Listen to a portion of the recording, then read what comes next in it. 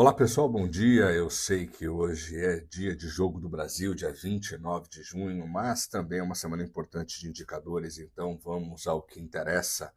Mais cedo, a Fundação Getúlio Vargas divulgou os dados do IGPM relativo ao mês de junho e nós tivemos uma deflação de 0,5% no mês, um resultado importante depois de três altas fortes consecutivas, né, registradas em maio, abril e março, né, 2,73% em abril, inclusive. Os dados de junho, como eu disse, uma deflação de 0,50%, trazem algum arrefecimento nos preços, justamente no momento em que está todo mundo tentando entender quais serão os próximos passos do Copom. É claro que o Copom não vai se basear num único dado do IGPM para tomar as suas decisões de política monetária, mas uma deflação ali, sobretudo com arrefecimento nos preços aos consumidores dentro do IGPM, pode reacender a possibilidade de um ajuste adicional na taxa de juros na próxima reunião, que será no começo de agosto. Além dos dados do IGPM, o Tesouro Nacional também divulgou os números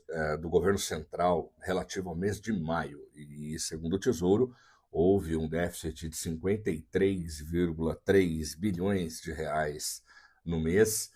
Neste ano, o déficit já soma 44,4 bilhões no acumulado de janeiro a maio de 2026, e em 12 meses o déficit acumulado é de 142,3 bilhões, o que representa 1,06% do produto interno bruto e é o nível mais alto, o déficit mais forte no acumulado em 12 meses desde outubro de 2024.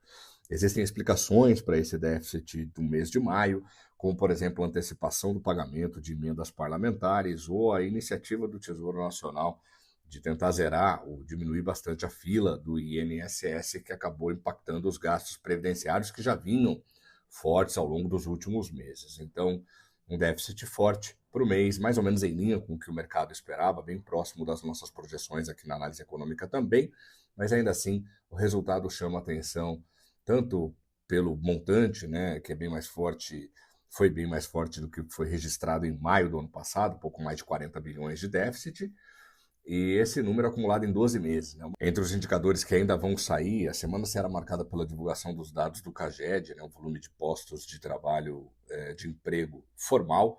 A gente está projetando a criação de 157 mil novos postos de trabalho, um número interessante, mas ainda assim a gente segue com sinais discretos de acomodação do mercado de trabalho em relação ao ano passado. Só para ter uma ideia, em abril, esses dados do CAGED que serão divulgados essa semana são relativos ao mês de maio.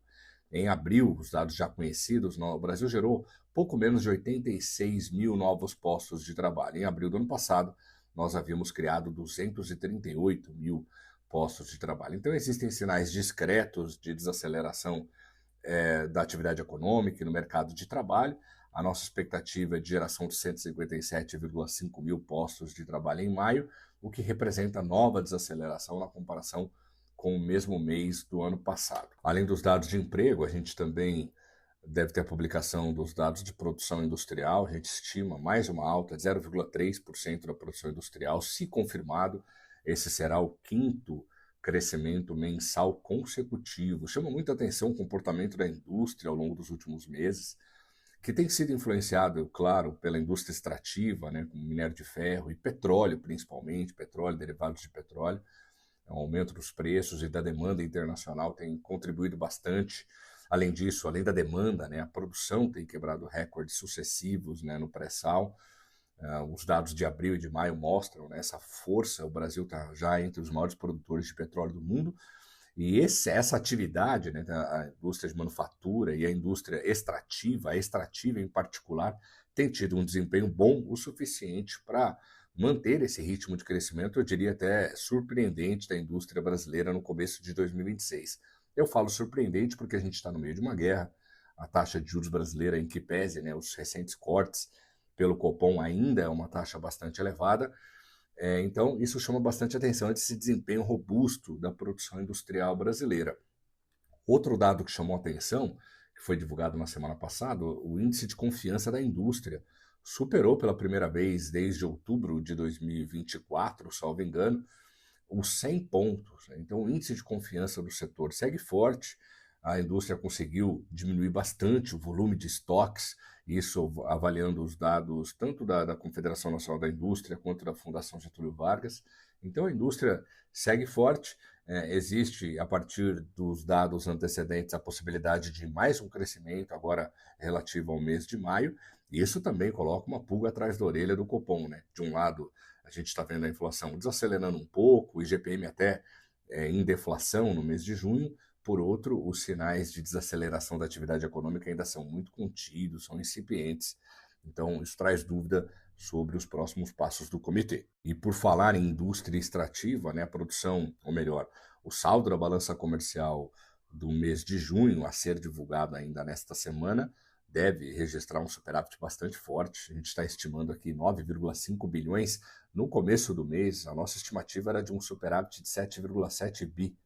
Só que até a terceira semana de junho, os números, o superávit comercial já estava em 7,6 bilhões. E boa parte da explicação desse superávit vem justamente do desempenho da indústria extrativa. A gente está exportando bastante petróleo, tem um bom desempenho do petróleo bruto e derivados, e isso tem contribuído de forma significativa para a balança comercial brasileira, que já vinha muito forte, e deve engatar um novo mês aqui com um bom resultado, o mês de junho. Bom, e por fim, tem uma bateria de indicadores também internacional, mas eu vou me ater ao mais importante deles, que são os dados do mercado de trabalho dos Estados Unidos, o payroll, relativo ao mês de junho. Bom, no mês passado, os dados de geração de postos de trabalho nos Estados Unidos ficaram muito acima das projeções do mercado, quase o dobro, acho que mais que o dobro das projeções do mercado financeiro. E isso mostra que o mercado tem subestimado a força da economia americana. Apesar da guerra comercial ser nociva, principalmente para a economia americana, no curto prazo ela já mostrou que causa um impacto divergente daquilo que se espera. A guerra comercial a gente espera que ela diminua o ímpeto, o ritmo da economia norte-americana, mas no começo, antes das tarifas entrarem em vigor, como aconteceu no ano passado, a economia americana costuma reagir positivamente.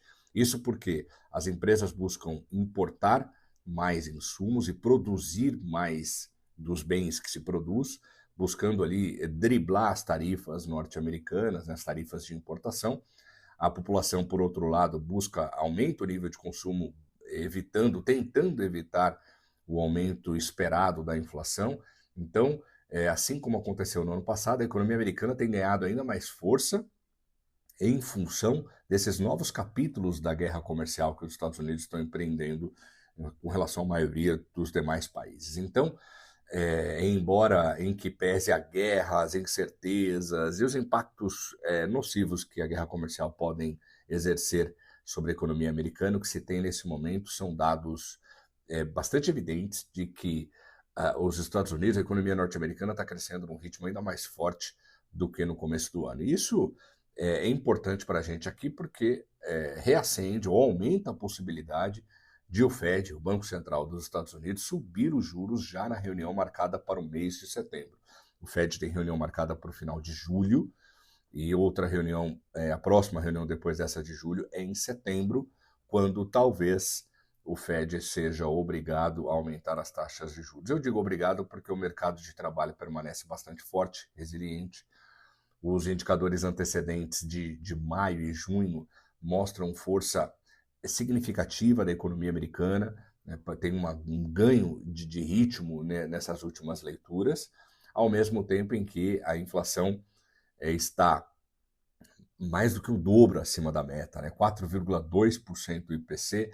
Eu sei que o Fed olha muito para o núcleo, o comportamento da inflação subjacente, mas ele não será capaz de ignorar esse comportamento da inflação que por hora está muito concentrado em combustíveis, mas pode acabar impactando outros segmentos, outros preços e serviços da economia.